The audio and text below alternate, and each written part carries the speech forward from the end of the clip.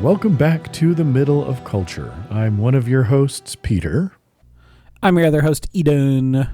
And we are back, continuing our Winter of X content with what I think we have officially decided is the penultimate entry in this endeavor. Because while there are some related movies, we don't need to watch those, right? Right? Sorry, Deadpool and the New Mutants. Do you know what I'm not going to watch? Deadpool 2, or New Mutants. I mean, I'd be down to watching those, maybe not for the podcast, at some other time. New Mutants, no thanks. I think I'm good. But I think it's, we're going to talk about Logan today. And then in about 4 weeks or so, we're going to wrap up with the stellar conclusion of Dark Phoenix. And then we're going to move on, because this has been a long process that I have enjoyed personally, and I think we'll have kind of a reflection on the whole thing when we get to the end. But at the same time, I'm ready for us to move on. But before we do that, anything interesting that you have been watching, reading, playing, listening to, anything you wanted to talk about first? Yeah, we're starting recording this a few minutes later than we had originally planned, because I think I mentioned last time that my partner and I, while celebrating the 12 days of Christmas, decided to also celebrate the 12 days of Star Wars and watch all of Andor, one episode each night. And so, it was a good experience. It was a lot of fun to have that plan of we're going to watch the show together every night. We wind down, we hop onto the couch and watch a show together. And so we had taken a little bit of break after that. But now we have started a new show together. And so we are watching our nightly episode of that. And we are watching the FX show Pose, which if listeners don't know about Pose, it is about the ballroom scene and balls scene in New York City in the late 80s. And I think over the course of the show, it goes till the late 90s, but right now we're just in season 1. So it's 1987 or 1988. And, talking about, it just deals with a lot of really, trenchant and salient issues, dealing a lot with queerness and questions about gender and questions about sexuality and subcultures where people can find family and find community, and how people in those subcultures who are so often ostracized by the greater world find love, friendship, community, and kindness with one another. And I am really impressed with it so far. Like I say, we're mostly done, I think, with season 1. And then I think we're going to take a break and watch something else in between seasons, because it is a pretty heavy show. Sure. That is the thing I'll say about it, is that I am really loving it. An incredible cast, but it's very heavy. So I think we're going to take breaks in between the seasons and maybe watch a slightly lighter thing. That sounds But I'm really liking it so far. Nice. Excellent. Anything else? Nothing really worth mentioning. I'm really tempted to read all of Claymore again, which is a maddening thing to think about. Let me read these 27 volumes of comics again. But it was really good, and I was talking with a friend about it, and I'm really tempted to read 27 volumes of comics again. But I don't know if I will or not. Well, there you go. How about yourself? A few little things. I finally finished up book 5 of The Wheel of Time, so I've moved on to book 6. And so far haven't burned out. I'm pretty sure I will at some point, but I'm hoping I can push on through, because I am excited to check out a couple books by Brandon Sanderson, The Lost Metal, the 4th book in the kind of second Mistborn series. They're fun. These 2 characters he wrote, Wax and Wayne, are probably my 2 favorite characters he's written, and so I'm really looking forward to reading that, but I haven't made it there yet. And then he did his little secret project thing during the pandemic, and the first book of those has been released. And so I've got the audiobook and the ebook, and the hardback is on its way to me. And so I've got a couple books I want to get to, but I'm sticking with the Wheel of Time first. So chipping away at that. My youngest and I finished the Willow series on Disney Plus. How was that? We enjoyed it quite a bit. As long as you go into it, I think, with appropriate expectations, I think it's very enjoyable. And those appropriate expectations should be based entirely on the first movie, Willow, which is kind of silly, doesn't take itself too seriously, is goofy and a little hokey in parts. And as long as you expect that you're going in for a fantasy series that absolutely does not take itself too seriously and has fun kind of poking at itself just a little bit and is lighthearted, and, again, it's not perfect. There's a lot of flaws with it, but it was just fun. It was just fun to watch, and I enjoyed the characters, and it was definitely worth our time. I think the final thing I'd mention is I recently decided to, again, really kind of dig into the complete catalog of Cult of Luna. And doing so, going back and listening to their earlier albums and kind of all of their albums now over the past 20 plus years, has firmly entrenched them with Neurosis in probably my top 2 to 3 bands of all time. You know what? That makes sense. They rule. They're really great. Yes. And they were from the very beginning. I mean, while there may be a few tracks here and there that I don't like as much, and I think that Vertical 2, which was kind of this collection of tracks that didn't make Vertical, is the outlier. But again, if you look at their full albums, they're like every single one of them is incredibly strong, start to finish. Like there just isn't an album in the bunch that I don't think is excellent and worth listening to. So that's fair. I would agree with you. They're just a really good band. I just really like them a lot. Yeah, I do too. Well, why don't we then jump into the topic for the week? And that is 2017's movie Logan. I'm going to give a real brief plot summary because I really mostly want to talk about this movie. It takes place in the year 2029. We get little bits of information that no mutants have been born in the last 25 years. When we first see Logan, we see he's in pretty rough shape, and he's just kind of working odd jobs as a limousine driver, trying to save money to take a severely aging and slipping into dementia Charles Xavier. He wants to buy a boat and take him out to sea. We find out that Charles is having telepathic seizures, which are doing real bad things. In the midst of this, Logan agrees to escort a lady, Gabriela Lopez, finds out that she was a former nurse for a biotech company, and she has a young girl named Laura, and they're trying to get to a place called Eden near the American-Canadian border where Laura can be safe. Gabrielle is dead. Her killers that are kind of hired by this biotech corporation try and hunt down and get Laura. They want her. There's a big old fight with Laura and Logan as they load up Professor X and they take off and they go hide. They get to Oklahoma City, get a new car. Their Reavers are hunting them down. They flee on the road. They meet a farmer. They help the farmer. They spend time with the farmer with disastrous consequences. In the midst of this, Charles Xavier dies at the hands of what is being called X-24, basically a clone of Logan in his prime that is pretty much mindless, doesn't have a personality. He's just created to be the weapon.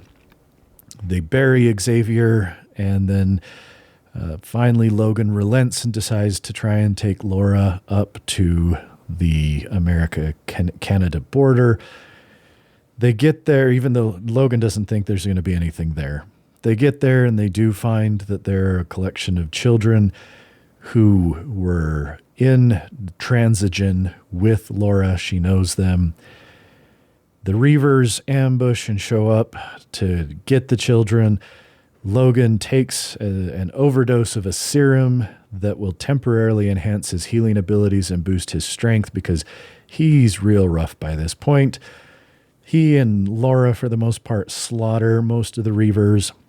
There's a final fight with Logan and X-24 in which X-24 impales Logan on a root, and Laura kills X-24 with an adamantium bullet that she had found in Logan's stuff that he had kind of held on to in case he ever decided to commit suicide. And then as she goes over to a dying Logan, she calls him daddy a few times. He dies. The kids bury him. And then we see them taken off in the forest. And that's how the movie ends. So, what were your thoughts on Logan? Because we had previously said we remembered it being good, but we didn't know how it was going to hold up. So what did you think? Shit, this movie rules. Okay. Tell me more. It rules. This is in eschewing so much of what we have come to expect during this experiment of watching all of these X-Men movies. It is a statement of a film in a way in which none of the other X-Men movies are. Yes. And it is far more focused on who this character is and who these characters are than it is on the spectacle, which we talked about the Wolverine. I think we both enjoyed it pretty okay. It was obviously much better than X-Men Origins Wolverine, and it was surrounded by worse movies. But it was largely a big superhero spectacle movie still. Yes. Like, it was still like big fights. He still had a huge fight on top of a bullet train and got shot with 18 kajillion arrows and got dragged by the people. It was cool. But it was a big superhero movie. But Logan is so much more focused on tone, on feeling, on setting, on composition of shot, and lingering in those shots in a way that none of these other X-Men movies have been. And so it easily, to my surprise, honestly, after I've watched these movies, and many of them have fallen in my estimation, it easily supplants X-Men as my favorite of the movies that we've watched for this. Mm-hmm. Very How about interesting. I will agree with everything you said. And then add that while I thought it was a very good movie, and one could even go so far as to call this a film rather than a movie, if listeners, kind of get my drift at the difference there. It was a movie I found very difficult to watch. And that's just because of what's going on in my life right now. But it has, while I would 100% agree, there is no question. This is unquestionably not only the best of the X-Men movies, even though I found it difficult to watch. I put it off until this afternoon. I got done with surgery early enough that I was like, I have to watch it today because we're talking about it. But I've been putting it off because I knew that it was going to be a heavy movie. And I'm just maybe not in a great place right now, and that's okay. But I look at the notes I took for this movie, and there are so many, there's so much less of them. I took much less notes for this movie than any of the other X-Men movies. And that is predominantly for two reasons. Number one, I really just kind of wanted, this is a movie that I felt was good enough that I wanted to just take it in. I didn't want to be distracted by making notes and writing things down because, again, it's a quality enough product that I wanted to just take it in as a whole. Does that make sense? Yeah, it does. The other reason why I think there's less, and I was thinking about this afternoon. I was driving, I think probably picking my son up from swim or something, and I thought to myself, when we think back on a lot of the recent movies, I mean, really almost all of them, all of these X-Men movies, Apocalypse for sure, but Days of Future Past, First Class, and just keep going back. And there are so many things happening. The movies are just stuffed with, look, in a lot of cases, shit. But there's just so much happening that it's little scene, little scene, little scene, little scene. And when I think about Logan, it falls down to me, it is basically 4 main pieces.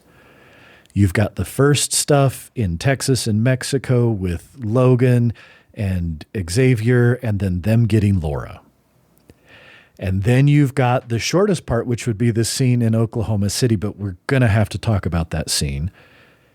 And then you've got them helping the family and the repercussions of that. And then basically you've got Charles dying and Logan relenting to take Laura north. And that's it. And so, like you said, this is a 2+ hour movie with relatively few set pieces, especially compared to some of the previous. And I think that it's so much more effective because of that, because, again, as you pointed out, it has room to breathe. It has room to explore these characters. And it trusts its audience in a way that none of the other X-Men movies have. Yeah. And I guess when I think about that idea of trusting its audience, we never get straight up told what exactly is going on with Charles. We're just allowed to kind of figure that out from the context and the things that are happening. We don't have any voiceover explaining everything that's been going on. It is very much a show, don't tell movie. Whereas I feel like a lot of the previous movies, at least at some point, have had to rely on this. Well, we got to give you an exposition dump. And there's the only thing that would even remotely, in my opinion, come to the exposition dump is when Logan goes to find Gabriella and she's dead and he finds her phone. She's recorded a video on it. And that's our exposition dump, is this video that she has made to try and explain what's going on, who Laura is, and what was happening at Transigen.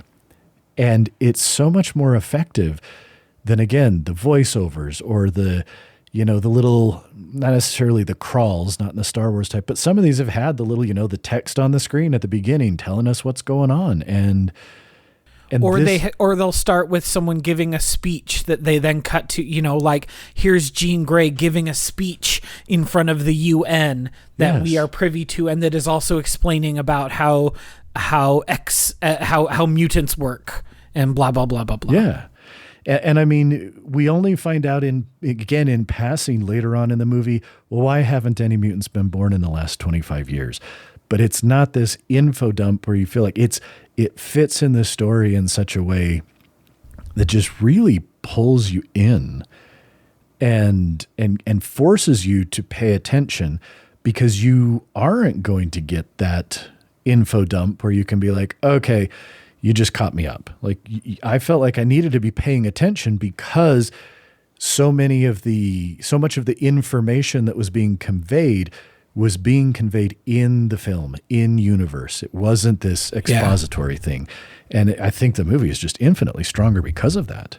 This is the thing about the other movies, is that they don't feel like they have the confidence in their direction that this one feels like it has. And I don't know what actually, I mean, I do know what happened to James Mangold in between the Wolverine and and Logan. Nothing. Those were the last. He didn't make anything in between them. So it's like, how did he level up? Because there is just a level of maturity as a filmmaker, and just he feels like he doesn't have anything to prove. Yeah. Which I feel like Singer is always chasing, especially after that first one. He's always chasing the high of that first one and failing to hit it. Mm-hmm. And Matthew Vaughn comes in and makes one of them, and it's kind of a dud, and then he goes off to make hyper-violent other stuff. Like Kick-Ass, I remember enjoying when it first came out, but I don't think I would enjoy it in 2023, but I did in 2010 because I was a child. And that is a hyper-violent, goofy, superhero pastiche. So I liked it when I was, younger and dumber. I'll say it that way. And so these are the people who have made X-Men movies before. I don't even remember who made X-Men Origins Wolverine. It doesn't matter. That was garbage. But we don't need to remember who made that. But this is the sort. I watched it and I was like, I understand why Spielberg was like, yeah, I'll let this guy make the next Indiana Jones movie. It ain't going to be good because Indiana Jones movies have never been good, but he is a good, he's not even just a competent director. He's a good director with a good eye for shots, for a good eye for getting a great performance from his cast, and letting his cast do things that they maybe wouldn't have done. Like, this is the only time I've ever liked Charles Xavier, and it's because he's a grumpy old man who's finally able to just be a person instead of this terrible mind controlling man. Oh yeah. I mean, when we first are introduced to him, he's sitting here just randomly quoting things and saying ridiculous things, and you immediately, I don't feel put off by him like I have in all of the other movies, whether it was Patrick Stewart or James McAvoy. And there are some moments with Charles that are genuinely affecting and kind of heartbreaking. Oh, incredibly. I mean, when he's at the family that they help, and he thinks that Logan has come into the room to wake him up in the morning, and it's X-24, but we don't know that yet. Charles has had this moment of lucidity where he says that he now remembers what happened in Westchester. Now, they don't tell us exactly what that was, and he doesn't go into it, but now he has remembered. And you can just see the way it breaks him. And,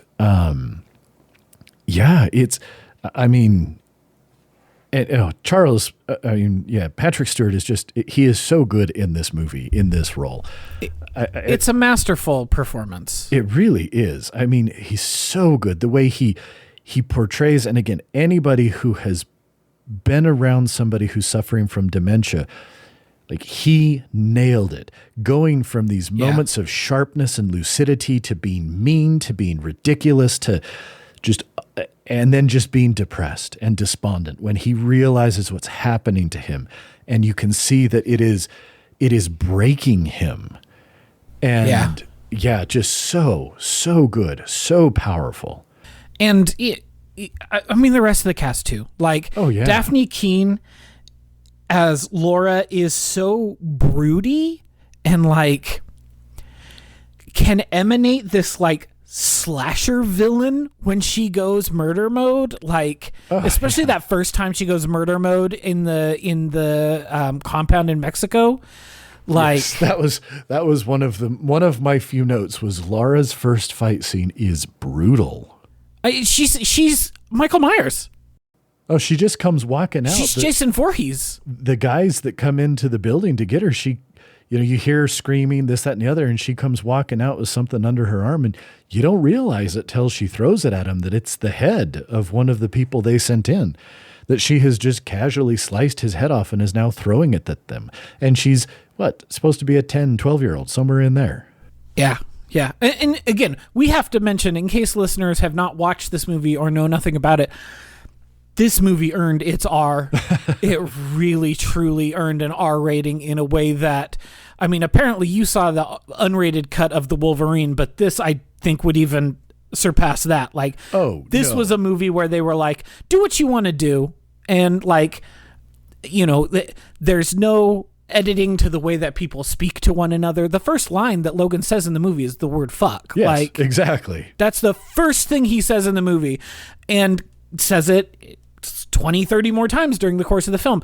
It's extremely gory. Like, every time Wolverine kills someone or Laura kills someone with their claws, there's blood. Like, it would have happened in real life if you were stabbing that many people with that many claws all the time. Like, well, and not only blood, but I mean, you see the number of times you see Wolverine's claws come out the other side of somebody's head.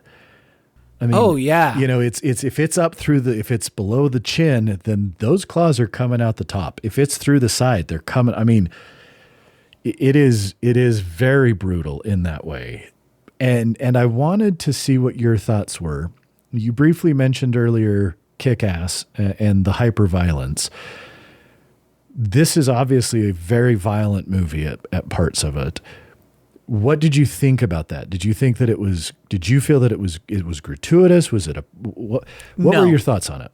Because I have mine and I want to hear yours. So I would contrast it with a thing like Kick-Ass, or you know, I don't know, name some other super hyper gory films.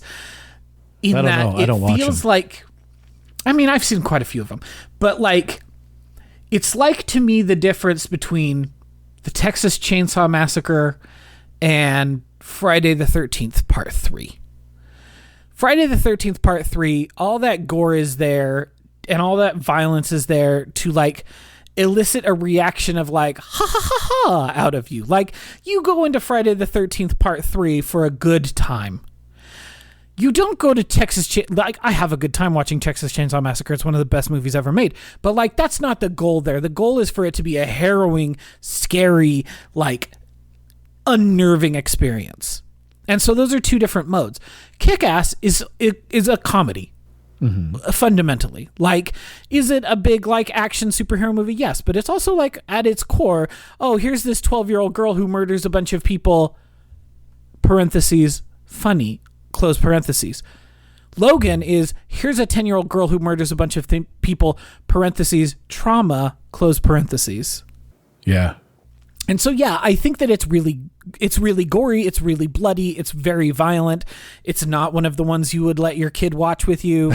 Definitely not. I'm sure you did not let your 12-year-old watch this movie with you. Nope. That's why I watched it today during the day while he was still at school. With good reason. But it doesn't feel gratuitous in the way that Kick-Ass does, for example. Excellent. I felt the same. While, yes, it is very violent, it didn't ever feel like the violence was there as a shock value, or not even this isn't your daddy's X-Men movie. It just felt like this is the story we're telling in a rather brutal and unforgiving world with people who have experienced severe trauma. And how are they going to deal with that? It's not titillating. The violence is never titillating in this movie. No, and they even, you know, there's some certain scenes in there when they're in Oklahoma City in the hotel/casino. Xavier and Laura are watching, I think it's the movie Shane. I didn't look it up, but I'm pretty sure it's the movie Shane. And I only remember this movie because it's the movie Shane. I remember our dad used to talk about it all the time. But basically, you know, there's this line that she repeats later on in the movie, but just basically, you know, it talks about, and Logan says the same thing at some one point. He says, you know, when you kill somebody, it sticks with you. It changes you. Uh-huh. You have to carry that.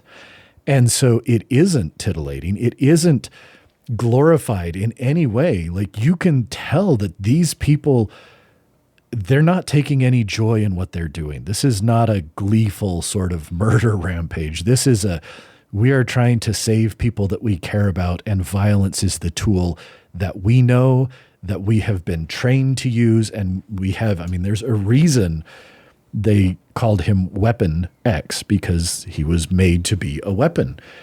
And I thought that the amount of violence in the movie serves to drive home that point that they're trying to make. And again, that scene where, they're talking about having to kill people. And I thought there was no, I'm the first to admit, I don't like graphically violent things. I see plenty of blood in my real job. I get to see blood and the insides of people's bodies a lot. And I don't know if that's why I don't like it, but this never ever bothered me because it was so much in service of the story and the characters and never felt out of place or exploitative or anything like that to me, despite how brutal some of this violence is.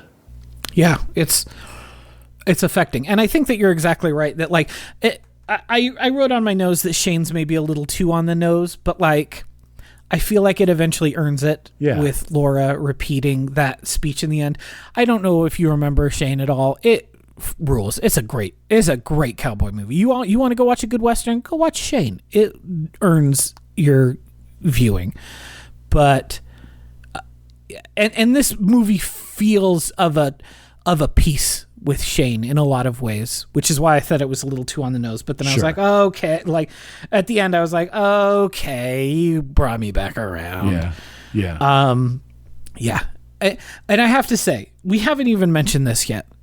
Jackman is great in this movie. He brings it, and he's often brought it. We've often said, the rest of the movie around him is garbage, but he is often very entertaining in it. Yep. But he brings it in a way that is career defining. This is, when you think about Logan, when you think about Wolverine, this is the performance you should be thinking about. Absolutely. Yeah, he really does. And he manages to convey quite a bit in this movie with him mostly just coming across as grumpy and pissed off for much of it. But still, he portrays it so well that while he's grumpy, he doesn't want to help, he's reluctant, he's recalcitrant, all these things, you understand not only why, but you see the fight in him of wanting to help and not wanting to help. And it was excellent. I mean, I've always enjoyed Hugh Jackman. I think that he's pretty good. And I think you watch this and you go, oh no, he's more than pretty good, in my opinion. Yeah, no, again, it's one of those things that's like unicorn casting, because you cast this guy in this movie 17 years ago and it has turned out for the best. Yeah. And again, James Mangold casts him as a foppish noble from the past 16 years before this, and then they become buddies. And now here we are 16 years later with Logan, with the guy who made freaking Kate and Leopold as the director. And guess what? He does a great job. I did not realize that. I didn't even make that connection. Mangold wrote and directed Kate and Leopold, which was the first time he and Jackman worked together. Wow. But I was looking at Mangold's filmography, before we started recording, and I was like, I see how you get to this point, because in terms of the tone and in terms of the way that the music is used, I got to say the soundtrack to this is impeccable and is used to great effect in many of the scenes. But after his first couple movies that are sound like absolute garbage, you get Girl Interrupted, which is not good but a classic. You get Kate and Leopold. Okay, this is the guy who's gonna make Indiana Jones one day. But then he makes Walk the Line, which I don't like biopics, but that's a pretty good biopic all told. In part, and most of that's on the strength of the casting, because they did very good casting for the Cashes in that movie. But obviously there was some to the direction too. And then the next movie he makes is the remake, The 3:10 to Yuma, which we have discussed before on this very podcast, is a banger of a Western movie. If you were going to watch a more modern Western movie, that is one of the three that I would say that's what you should watch. And so, like, he had made a great Western, and so now he makes a good neo-Western in Logan in a lot of respects. Yeah. This has the feel. This has the sense of a Western film while it is set in a post-apocalyptic future. Mm-hmm. And it's only apocalyptic in that the America of this world has gotten worse somehow than the world in which we live in. but also it is just the world that we live in. Like, yeah, it wouldn't surprise me that if there was someone who escaped from a Mexican biotech company, that they probably could just have their strapped up mercenaries going down the streets of the US. Yeah, I could read that in the newspaper tomorrow and I'd be like, I hate this country, but of course that's what happened. Mm-hmm. You know? Yeah. And the farmers with the land rights stuff. That's a thing that like I think about a lot living where I live and knowing the stories of farmers from where I live. Like, this is a thing that huge multinationals do, is they will buy out all the land, and then there will be these like holdouts who get pressured or killed to get their land taken from them. Yeah. Yeah. Yeah, it's good. It's a really good movie. It is really good. I do want to talk about the scene in the casino because, boy. Yeah, dude, you mentioned a couple times that you wanted to talk about this. Yeah, I just, we think about a number of these movies have kind of had some scene with some gimmick in it. And some have worked, like I would say Quicksilver in... what is it? Not Days of Future. Is it? Yeah, I guess it's Days of Future Past. Yeah, it's Days of Future Past. That was the first one. And, this kind of iconic, cool scene. And so we have basically the bad guys have caught up with Logan and Charles and Laura in this Harrah's in Oklahoma City. And Logan is getting close, and then all of a sudden just, everything's going crazy. And Charles is having one of these kind of telepathic seizures, and everybody else is basically frozen. But Logan, and I think we're led to assume that it's because of kind of his mutation and his healing factor, because we see that Laura's not quite as affected by it either. But just as he is like pushing against this invisible barrier to get up there and try and free Charles and stop whatever is happening. I thought it was a really cool scene. He's kind of, I was just gonna say his slow-mo, this kind of slow-mo, he's having to stick his claws into the walls and kind of pull himself along against this invisible force that is emanating from Charles. And we see he gets into the hotel room, and here's all these guys that have got Charles. They've got him at gunpoint, but they're all frozen. And, he's coming in. And again, here's where we see some claws going through the sides of heads and through chests and all this kind of stuff. And just the way that, he basically, he slaughters them all and then stabs Charles with a medicine that stops the seizure. And then all of the mercs just drop to the ground dead because... Yeah, I don't know.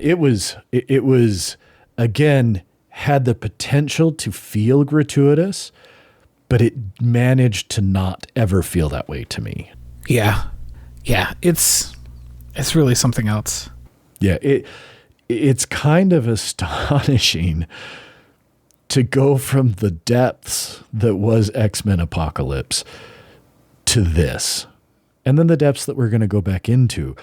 I was going to say, I've heard that we get to maybe the worst. So it's as presaged in our last X-Men episode, we are on the roller coaster. The winter of RX content is the biggest sine wave God has ever allowed be created. It really feels that way. But I don't know. It's interesting. I feel like we haven't talked about this movie for as long as we have talked about some of the others, but I think that it, for me at least, is because I kind of want to just say, if you haven't watched it, go watch it. And if you have watched it and it's maybe been a while, like I hadn't seen it since it came out in theaters. Same. Watching it again, it was very much worthwhile to do, to go, hot damn, this is a really, really good movie. It ain't going to make you feel sunny and happy. It is going to take you into some dark places. But one thing I did want to mention, despite how kind of heavy the tone and the theme of this movie is, I am so grateful that it doesn't dwell in the darkness. You know, we've got really, I can think of the one big fight scene where X-24 shows up to that family's house at night, and that is in the dark. But they have, again, the confidence to have this movie in bright sunlight so much of the time. Yeah. And I think that a less confident movie would try and manipulate the viewer even more by making everything dark and moody and broody in terms of how it's being shot as well. And I think just, again, like you said, the confidence of this movie to say, no, we can tell this story even though it's blaringly bright sun in the Mexico desert, or, you know, bright green lush forests up in, you know, at the northern U.S. border, things like that. So I really appreciated that aspect of it. And I think it helps that the stakes are so much lower than in the other movies. We don't need Magneto to pick up the National Stadium and drop it on top of the White House, because it's so much lower key. Like, it doesn't look bad shot. It like, the fight scenes look great even when they're in full sunlight, because those are just stunt people fighting with like itty bitty bits of like, well, let's put some claws sticking through a face here with a splash of blood. But like, it's not a huge thing like a stadium lifted off the ground, or a huge futuristic aircraft that you've got to crash. Like, it's just extremely like it real. Like it feels embodied because of the lower stakes in a way that many of the other / all of the other X-Men movies don't. Yeah. So I don't know. Anything else you want to say about it? I'm looking at my my notes to see if there's anything else that we need to talk about. I did think that this version of Caliban was way more interesting than the little bit that we got out of X-Men Apocalypse. Oh yeah, so much. It helps that Stephen Marchant is a much better actor. That definitely makes a difference. And you know, his scene where he grabs those grenades and blows them up was just like, hell yeah, Caliban. Hell yeah. Let's see some other stuff. Xavier's Spanish is very bad and very funny. Yes, very accurate. He might know a lot of things. He might have a PhD, but he definitely doesn't know very much Spanish. Yeah, again, I just wrote that it takes its time, lets the movie breathe in a way comic book movies rarely do. Yeah, agree with that for sure. I love that those fake X-Men, or that those X-Men comics that were in there were fake, because I feel like there are other movies where they're like, oh, you know, they've made comics about these characters, but then let's make it like a cute Easter egg and have it be an actual like comic from 1973 or whatever. Like, I feel like maybe Winter Soldier did that and like had like an actual Captain America like Sal Buscema cover or something. These were fake comics. This was not real X-Men comics, which you could tell once you saw X-Men. You saw Wolverine's costume, and you're like, "That's not what Wolverine's costume ever looked like in the comics," because these are fake vintage comics. And I thought that was a really interesting touch for them to not be like, "Well, we've got all these old comics that were written and drawn 30 years ago. Let's put one of them in there," but instead to be like, "This is not our world." So their X-Men comics are going to be slightly different. I thought was really interesting. Yeah. The auto-driving semis were a very dystopian touch, since that is a thing actual people want to do. And the fact that the self-driving semis almost kill that farmer family, and like there's that thrown off line of like, are we sure that was an accident? Yeah, exactly. And like, yeah, that's the sort of stuff that those of us who are afraid of self-driving AI controlled vehicles are afraid of. Like, there's no accountability. Mm-hmm. There's no way for people to be held accountable for those sorts of things. Yeah. Yeah. The scene when Laura grabs his wrist after he's buried Xavier, mm-hmm. and he doesn't hold her hand is just like so heartbreaking to me. But then he does hold her hand at the very end, and I'm like, thank you for holding her hand. And that was, I won't say it broke me, but that was a scene that almost broke me. When he's dying, she has cut the branch, the root off so he can slide down to the ground. But he's dying. We know this. And he's been dying the whole movie. And she says, I think it's twice, she says, Daddy. And he looks at her, and I don't remember the exact line, but he says something to the effect of,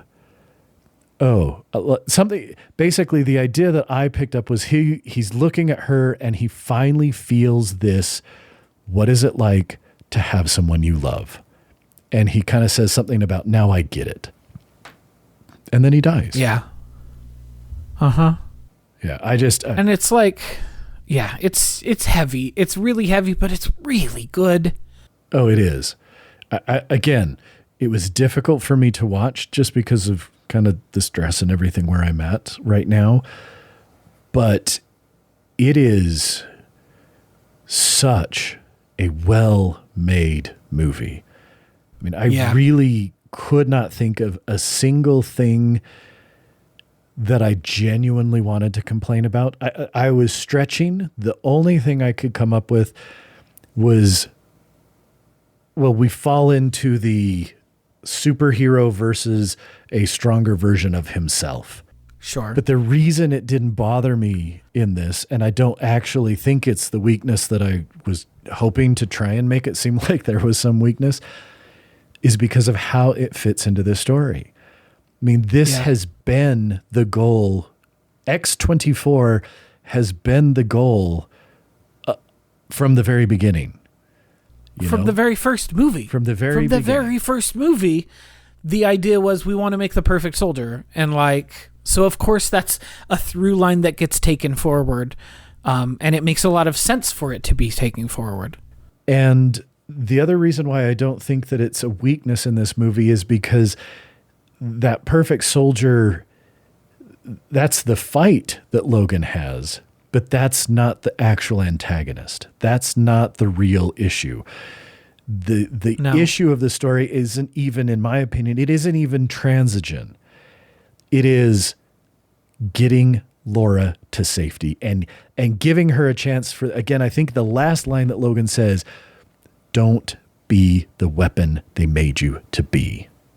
Yeah. And that is the heart, that is the central thing of this whole story, is that Logan has had the choice to, he lots of times I've killed people and bad people, this and the other, but at the end you can see he has made a choice and he is encouraging her to do the same.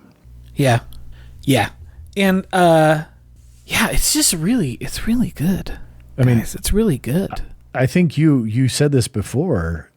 It not only held up on a second viewing, I think this time around I thought it was that much better. Like a significantly amount better than I thought it was the first time. I remember coming out of the theater going, wow, that was heavy, but that was really good. And watching it this time, I was like, wow, that was heavy, but that's a really, really good movie.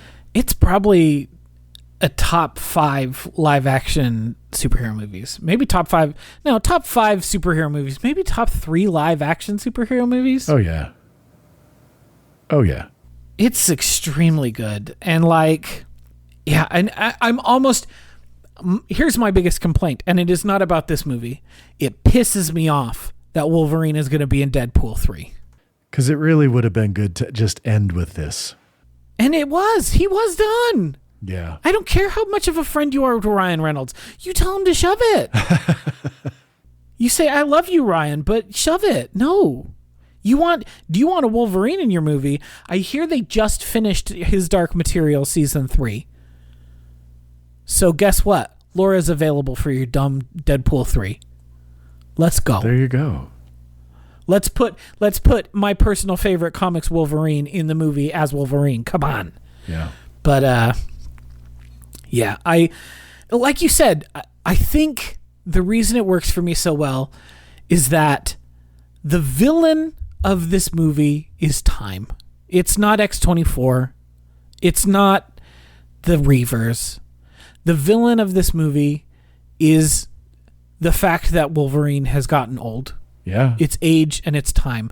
And maybe that's trite, and maybe that's, and I have a sneaking suspicion we are going to get many of the exact same themes in Mangold's upcoming film, a.k.a.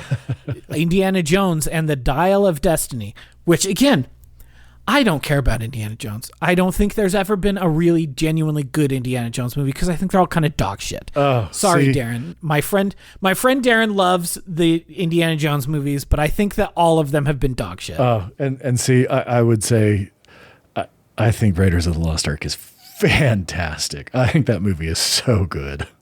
Well, all I know is that Raiders of the Lost Ark is a better name than Indiana Jones and the Dial of Destiny, which is a terrible name. Yeah, it is. And I bet that this movie is going to deal with things like aging and the passage of time and time being against you, since I bet there's time travel shit in it with a game name like Dial of Destiny, and B, freaking Harrison Ford is 10,000 years old at this point. Yeah, I didn't even think about that title, but you're right. There's going to be time travel. They got to be paying him $8 billion because all Harrison Ford wants to do is fly his helicopters and get absolutely stoned out of his mind on weed. Like, what are you doing, bud? You can fly your helicopters and get zonked. Why are you making Indiana Jones 5, my guy? It's kind of true. I read a rumor the other day that like everyone on set was like, he's so high literally all the time. And I'm like, do you know what is the least surprising thing to me? That Harrison Ford spends all day high on a movie set. Like, he brings it when he needs to bring it. I really like Harrison Ford. I've liked him in a whole lot of movies over the years. Our father is a big Harrison Ford fan, and we have watched a lot of middling Harrison Ford movies because he is in them. Yes, we have. Growing up with our father. But he's pretty good most of the time, but it also would not surprise me in the least if he is zonked out of his mind literally all the time when he is not on set. Sometimes when he is on set. Probably. And at Harrison Ford's age with his career, exactly. Why wouldn't you? He's earned. The thing about Harrison, I mean, this is a bit of a tangent, but the thing about Harrison Ford is that Harrison Ford is good as an actor at exactly one thing, and that is at being Harrison Ford. Yes. And like, he's like Tom Cruise in that way. You get Tom Cruise in a Tom Cruise role, it's great. It's great. Oh, he's gonna he act brings that. it. He is gonna Tom Cruise the hell out of it. And it's good. And Yeah. Harrison Ford is the same way. And occasionally, a director will come along who is like, hey, actor who has a very particular way that they do things, I would like you to be in my film, and I would like you to bring that very particular way, and then we're going to fuck it up, and it's going to go great. And guess what? They do that. That's when you get Collateral, arguably the best movie that Tom Cruise has ever been in. That's when you get What Lies Beneath, a great horror film where Harrison Ford, you don't realize is the bad guy until 2/3 of the way through it, and then you're like, oh no, Michelle Pfeiffer, your husband's a murderer. And like, it works because for the first 2/3 of that movie, he's just Harrison Ford. And Collateral works as a Tom Cruise film because he's Tom Cruise taken to Tom Cruise's natural apex. Anyway, That doesn't have anything to do with these movies.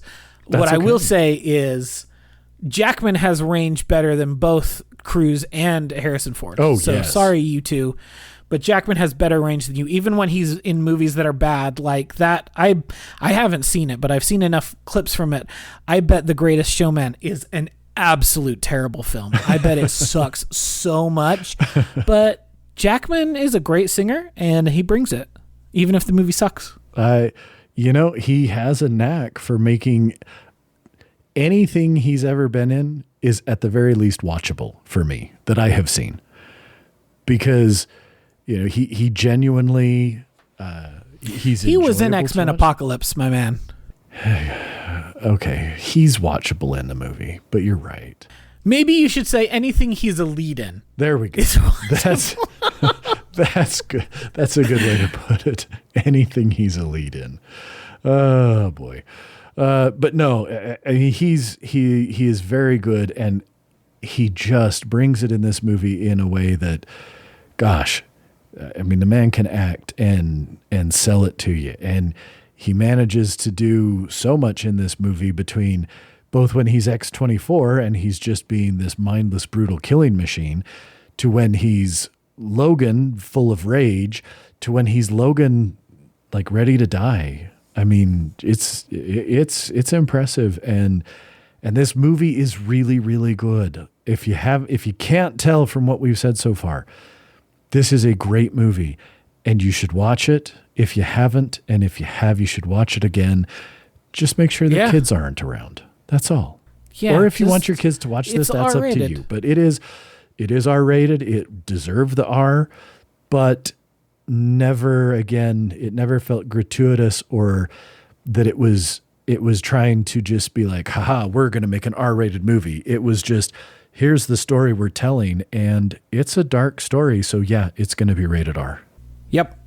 It's really good. I'm really happy that it held up, because I was really dreading it. I also put it off until late last night, and I was like, I really remember liking it, and I hope it holds up. And it did. Yep. Listeners, it really, truly held up. I am not kidding when it's probably in the top 5 superhero movies for me, because it doesn't feel like the other ones. It does not. It's not your typical MCU movie, which again, I enjoy a lot of those for what they are, which is good popcorn flicks that I don't have to think about. But this was something else. This resonates in a way that those don't. Very much so. Very much so. So, well, we'll go ahead and wrap it up now. Appreciate those who are listening. And again, I know we say this, but please subscribe, leave us a review, leave us a star rating, share it with other people. Give us some feedback if you'd like. Feedback at themiddleofculture.com. We'll see that. We'll address it on the pod. And until 2 weeks, when we'll discuss something that isn't X-Men related, thanks for listening, and go watch Logan if you haven't seen it. Bye.